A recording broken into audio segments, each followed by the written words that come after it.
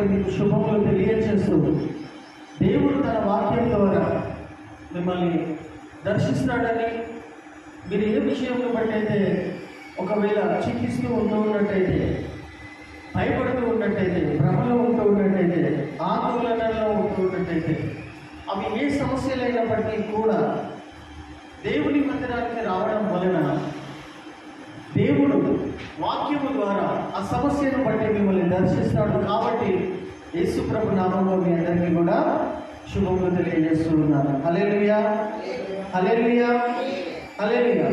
ప్రియమైన వారులారా, ఈరోజు యొక్క అంశం ఏమై ఉన్నదంటే, నేనే జీవ ఆహారం. నీ జీవమునకు ఆహారము నేనే. హల్లెలూయా. నువ్వు బ్రతుకుతున్న బ్రతుకుకి ఆహారము నేనే. నీ జీవితానికి ఆహారము నేనై ఉన్నాను. హల్లెలూయా అని చెప్పిన మాట ఎవరై ఉంటూ ఉన్నారంటే, స్వయంగా యేసు ప్రభుల వారే నీ జీవమునకు ఆహారము నేనై ఉన్నాను. హల్లెలూయా. ప్రతి ఒక్క మనిషికి, క్రైస్తవులకి కాదు, మనిషి అన్న ప్రతి ఒక్క వ్యక్తికి ఆ జీవితానికి ఆహారము ఎవరై ఉన్నారంటే, స్వయంగా సృష్టించినటువంటి సృష్టికర్త అయినటువంటి యేసుక్రీస్తు ప్రభుల వారే. ఆయననే ఆ జీవమునకు ఆహారమై ఉన్నారు. హల్లెలూయా. అది ఏ విధంగా మనం ఆ యొక్క జీవాన్ని, దేవుని యొక్క జీవాన్ని, నిజమైన జీవమును మనం అనుభవించాలి. ప్రతి సెకండ్, ప్రతి దినము, ప్రతి గడియలో ఇది బ్రతుకు అంటే ఈ విధంగా బ్రతకాలి అని నువ్వు నేను ఎప్పుడు సంతోషిస్తాము, ఎప్పుడు అటువంటి నిజమైన జీవితం జీవిస్తూ అనగా దేవుని యొక్క మాట చొప్పున విని నడుచుకున్నటువంటి వాళ్ళే నిజమైనటువంటి జీవము, నిజమైనటువంటి ఆహారము అనుభవిస్తూ ఉంటారు. హల్లెలూయా, హల్లెలూయా. ప్రియమైన వారులారా, అంశం ఏమై ఉన్నదంటే, నీ జీవితమునకు ఆహారము ప్రభువై ఉన్నారు. సో ఇక్కడ కొన్ని మనము యోహాను సువార్త 6వ అధ్యాయం చూసుకుంటూ ఉన్నట్టయితే, ప్రజలకు, ఆయనను వెంబడిస్తున్నటువంటి మనలకు ప్రాముఖ్యమైనటువంటి సత్యములు, ప్రాముఖ్యమైనటువంటి విషయాలు బోధిస్తూ ఉన్నాడు. హల్లెలూయా. తనను వెంబడిస్తున్నటువంటి ప్రజలకు కొన్ని విషయాలను తెలియజేస్తూ ఉన్నాడు. నిజమైన జీవితము నువ్వు బ్రతకాలి అనగా, నిజమైన బ్రతుకు నువ్వు బ్రతకాలి అని అంటే కొన్ని నువ్వు చేయాల్సినటువంటి కొన్ని చేయాల్సినటువంటి పనులై ఉన్నాయని కొన్ని విషయాలు ఆయన ప్రభు అక్కడ చెప్తూ ఉన్నాడు. యోహాను సువార్త 6వ అధ్యాయము 25 వచనాల నుండి చదువుకుందాం. 25 వచనాలు.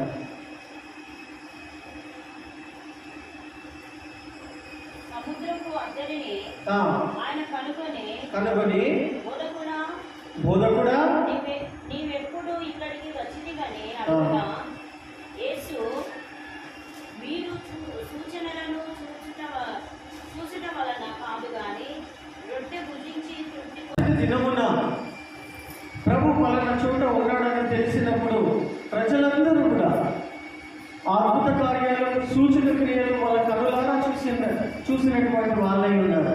హల్లెలూయా.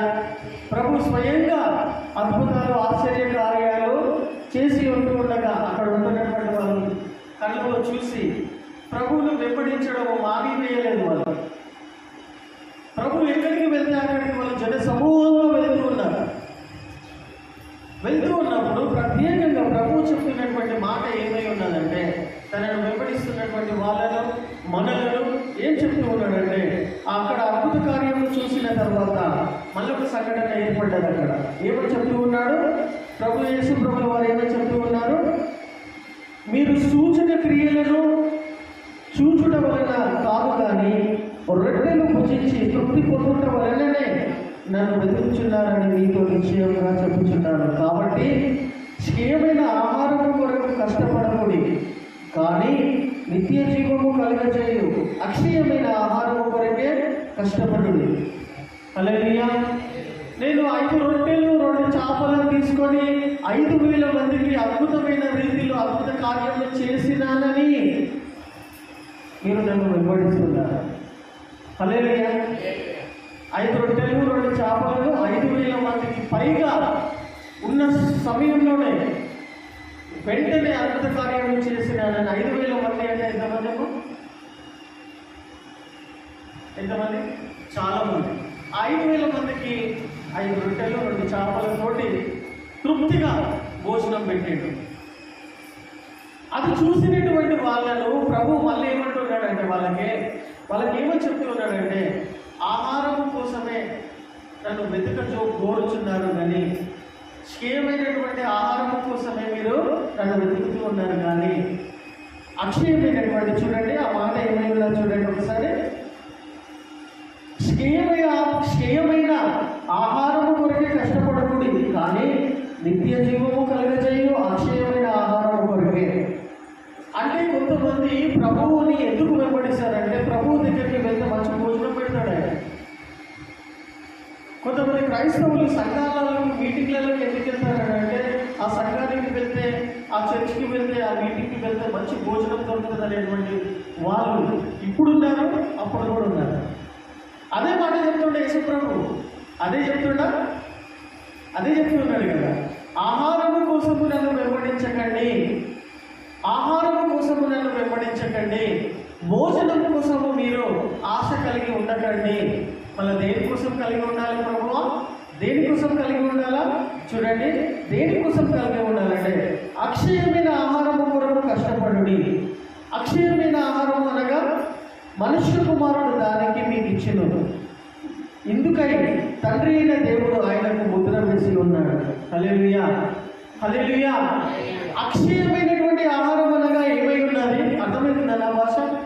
అక్షయమైన ఆహారము కోసం పాటుపడండి, అక్షయమైన ఆహారం కోసం కష్టపడండి. అక్షయమైన ఆహారం అంటే ఏది ప్రభువా? అక్షయమైన ఆహారం అంటే కనిపించని ఆహారం అంటే అది దట్ ఈస్ ఎవర్ లాస్టింగ్, శాశ్వతంగా ఉన్నటువంటి దాన్ని ఏమంటారు? అక్షయం అంటారు. అక్షయమైనది. కొంతమంది అక్షయాన్ని కూడా పేర్లు పెట్టుకుంటారు. అక్షయ అనే మాటకు అర్థమైంది పర్మనెంట్, ఇటర్నల్, శాశ్వతమైన దాన్ని ఏమంటారు? అక్షయమైన ఆహారం. అక్షయమైనది అంటే ఇక్కడ ఏమని చెప్తున్నాడు? అక్షయమైన ఆహారం అంటే ఏంది ప్రభువా? అక్షయమైన ఆహారం కోసం పాటుపడండి అంటున్నాడు. అక్షయమైన ఆహారం అంటే ఏంది ప్రభు అంటే యేసు ప్రభు ఒక మాట చెప్తున్నాడు. చూడండి, అక్షయమైన ఆహారం కొరకే కష్టపడండి, మనుష్య కుమారుడు దానిని మీకు ఇచ్చును. ఎవరిస్తారు? హల్లెలూయా. అర్థమవుతుందా? అక్షయమైన ఆహారం మీకు ఎవరిస్తారు? యేసు ప్రభు ఇస్తారు. అది ఎట్లా ఉంటుంది, ఎలా ఉంటుంది అనేది మనకు తెలిసి ఉండాలి అని అంటే అది ప్రభు అయిన క్రీస్తే మనకు ప్రతి ఒక్కరికి కూడా అనుగ్రహిస్తాడు. హల్లెలూయా, హల్లెలూయా. అశాశ్వతంగా ఉన్నటువంటి ఆహారము నీకు నాకు కావాలి అంటే అది ప్రభువే నీకు ఇస్తాడు. హల్లెలూయా. అది పాస్టర్ కాదు, ప్రవక్త కాదు, ఇంకెవరు కాదు. అక్షయమైన ఆహారము మనుష్య కుమారుడు నీకు డైరెక్ట్ ఇస్తాడు. హల్లెలూయా. ఆ తిన్న వాళ్ళు, అది భుజించిన వాళ్ళు ఎదురెటికి మరణించారంట వాళ్ళు. హల్లెలూయా. కింది వచనాలలో చూసాం, చదవండి. కింది వచనాలలో మనం చూస్తూ ఉన్నట్టయితే చూడండి, ఏమి చేయవలెనని ఆయన అడగగా యేసు ఆయన పంపిన వాక్యంలో నీవు దేవుడి క్రియలు చూచుటకు ఏమి చేయవలెనని ఆయన అడగగా యేసు ఆయన పంపిన వాక్యంలో మీరు విశ్వాసం ఉంచుటే దేవుని క్రియ అని వారితో చెప్పాను. హల్లెలూయా. మళ్ళీ ఇక్కడ అదే చెప్తున్నాడు ప్రభు. ఏమని చెప్తూ ఉన్నాడు? మేము దేవుని క్రియలు జరిగించుటకు ఏమి చేయవలెనను ఆయనను అడగగా. మనలో కూడా ఇప్పుడు కొంతమంది మేము దేవుని క్రియలు, దేవుని పనులు చేయుటకు, అక్షయమైన ఆహారం మేము పొందుటకు మేము ఏం చేయాలి ప్రభు అంటున్నారు. మీరు కూడా అలా అనుకుంటున్నారా? దేవుని క్రియలు చేయుటకు, అక్షయమైన ఆహారం మేము పొందుటకు మేము ఏం చేయాలి ప్రభు అని అంటున్న వాళ్ళు ఉన్నారా? మీలో ఉన్నారా? అర్థమవుతుందా నా భాష? అక్షయమైన ఆహారం కావాలి, మరి దేవుని యొక్క క్రియలు మేము చేయుటకు ఏం చేయాలని ఉంటూ ఉండగా ప్రభు ఏమని చెప్తూ ఉన్నాడు? యేసు ప్రభు నామములో విశ్వాసం ఉంచుటే అనగా ఏమై ఉన్నది? ఆయన పంపిన వారి యందు మీరు విశ్వాసం ఉంచుటే దేవుని యొక్క క్రియ అని వారితో చెప్పాడు. హల్లెలూయా. అర్థమవుతున్నాము? ఆయన నామములో విశ్వాసం ఉంచడమే దేవుని యొక్క క్రియ. మీరు చేయాల్సింది ఏం లేదు, కష్టపడాల్సిన అవసరం లేదు, చెమటోడ్చాల్సిన అవసరం లేదు, ఇంకేవో తీర్థయాత్రలు పెట్టాల్సిన అవసరం లేదు, ఇంకేదో మనుషులు పెట్టినటువంటి పద్ధతులలో మునిగిపోయాల్సినటువంటి అవసరం లేనే లేదు. ఏమంటున్నాడు? ఫస్ట్ వచనంలో ఏమని చెప్తున్నాడు? అది మనుష్య కుమారుడు మీకు ఇచ్చును, అంటే యేసు ప్రభువు మీకు ఇచ్చును. అక్షయమైన ఆహారము యేసు ప్రభువు మీకు ఇచ్చును. First point. అవునా? మీకు జీవాహారం ఎవరిస్తారమ్మా? యేసు ప్రభు ఇస్తాడు. ఆ మాట ఏంటో మీరు విశ్వాసం ఉంచాలి. హల్లెలూయా. రెండవ మాట ఏమని చెప్తూ ఉన్నాడు? రెండవ మాట ఏం చెప్తున్నాడు? నీ క్రియలు మనం చేయాలనుకుంటున్నాం ప్రభువా, అందుకు మేము ఏం చేయాలంటే మళ్ళీ ఏం చెప్తూ ఉన్నాడు? ఆయన విశ్వాసం ఉంచాడు. అంటే ఒక లైన్లో చెప్పాలంటే మనుష్యుడు తండ్రి అయిన దేవుడు మనుష్య కుమారుని అని విశ్వాసం ఉంచడమే దేవుని క్రియ. అంటే దాన్ని మనం ఒక లైన్లో చెప్పాలంటే ఏమంటాం? ఆయన విశ్వాసం ఉంచడమే. హల్లెలూయా. మనుష్య కుమారుడు జీవాహారం ఇస్తా అంటున్నాడు. రెండో మాట ఏమంటున్నాడు వాళ్ళకి? ఆయన విశ్వాసం ఉంచడమే దేవుని క్రియ. హల్లెలూయా. హల్లెలూయా. ఏమని విశ్వాసం ఉంచాలా? నువ్వు ఏమైతే కలిగి ఉన్నావో, ఏమైతే ప్రభువు నా పట్ల చేసి ఉంటాడో, ప్రభువే నా పట్ల చేస్తాడని అనుకుంటున్నావు, విశ్వాసం ఉంచుతూ ఉన్నావు, అది హల్లెలూయా. ఇది ప్రభువే చేయాలని నమ్ముతూ ఉన్నావు చూడు, ఆయన విశ్వాసం ఉంచడమే అది పెద్ద క్రియ. హల్లెలూయా. అర్థమవుతుందా? మనుష్య కుమారుడు అక్షయమైన ఆహారం ఇస్తాడు. దేవుని క్రియను చేయాలంటే యేసు ప్రభు నామములో విశ్వాసం ఉంచాలి. హల్లెలూయా. ప్రియమైన వారులారా, దాని కింద అయినటువంటి వచనాలలో మనం చూస్తూ ఉంటున్నట్టయితే చూడండి. వారు అట్లయితే మేము చూచి నిన్ను విశ్వసించుటకు నీవు ఏ సూచక క్రియ చేయుచున్నావు, ఏమి జరిగించుచున్నావు, భుజించుటకు పరలోకం నుండి ఆయన ఆహారం వారికి అనుగ్రహించేనని రాయబడినట్టు మన పితరుల అరణ్యంలో మన్నాను భుజించడని ఆయనతో చెప్పింది. కాబట్టి యేసు పరలోకం నుండి వచ్చు ఆహారము మోషే నీకు ఇయ్యలేదు, నా తండ్రియే పరలోకం నుండి వచ్చు నిజమైన ఆహారము నీకును అనుగ్రహించుచున్నాడు. 33 పరలోకం నుండి దిగి వచ్చి లోకమునకు జీవము ఇచ్చినది దేవుడు అనుగ్రహించు ఆహారమే ఉన్నదని మీకు నిశ్చయంగా చెప్పుచున్నానని వారితో చెప్పాను. హల్లెలూయా. హల్లెలూయా. మీ